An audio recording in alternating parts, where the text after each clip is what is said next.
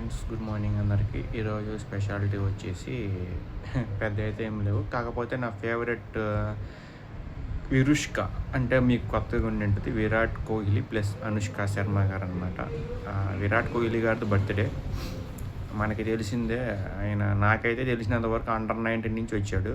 తర్వాత Indian team captain అయ్యాడు. మహేంద్ర సింగ్ ధోని తర్వాత మహేంద్ర సింగ్ నేతృత్వంలో ఆడాడు ఫస్ట్.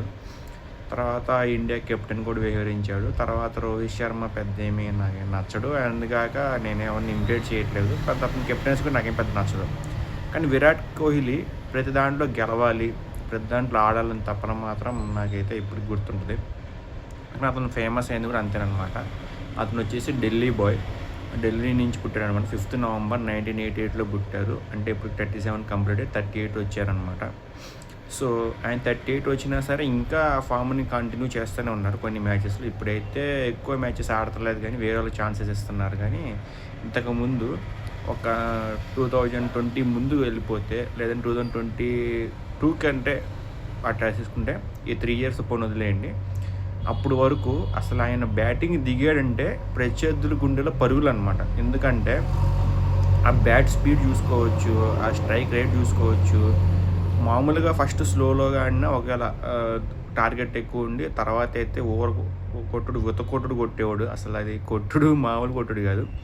నేను ఆ కొట్టుడు సచిన్ టెండూల్కర్, వీరేంద్ర సెహ్వాగ్ లైక్ వీళ్ళిద్దరు మామూలు డాషింగ్ ఓపెనర్స్లే అండి అప్పట్లో. తర్వాత వీళ్ళు చాలామంది వచ్చారు. గంభీర్ కావచ్చు, సురేష్ రైనా, యువరాజ్ సింగ్, ఇలాంటి కొట్టుడు ఈయన విరాట్ కోహ్లీ కొట్టడం చూశాను నేను. మహేంద్ర సింగ్ కూడా తక్కువేం కాదు. ఆయన ఆడినంతసేపు 6లు అవన్నీ బాగా కొట్టాడు. ఇప్పుడు కొంచెం ఏజ్ పెరిగింది. అది కాక ఆయనకి మరి అది కాన్సన్ట్రేషన్ చేయట్లేదు ఏమైందో మరి. మన చెన్నై సూపర్ కింగ్స్ కూడా పెద్ద ఏం ఆడలేదు.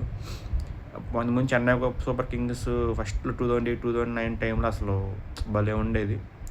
మొదట 2020 వరకు కూడా బాగానే ఉండేది. మరి ఈ మధ్య ఏమైందో వాళ్ళకి మనకైతే తెలియదు. సో అది వాళ్ళ పర్సనల్, మనకైతే ఏం చేయలేం. ఈ మధ్య ఎట్లా ఉందంటే టాలెంట్ ఉన్నోడికి జాబ్ లేదు, జాబ్ ఉన్నోడికి టాలెంట్ లేదని. అలానే క్రికెట్లో నాలెడ్జ్ ఉన్న వాళ్ళకి క్రికెట్ ఆడడానికి ఛాన్స్ ఇవ్వరు. వాళ్ళకి నచ్చిన వాళ్ళకి వాళ్ళు డబ్బులు ఇచ్చుకున్న వాళ్ళ రికమెండేషన్స్ మాత్రం బాగా ఛాన్స్ అయితే ఇస్తున్నారు. ఈ మధ్య 11 years నుంచి ఇదైతే ఎక్కువైంది. అది ఎందుకో మీకు తెలుసు, అందరికీ తెలుసు. నేను ప్రత్యేకంగా చెప్పాల్సిన అవసరం లేదు. ఇదనమాట. So happy birthday Virat Kohli bro, and wish you many more happiness of the day. Thank you so much.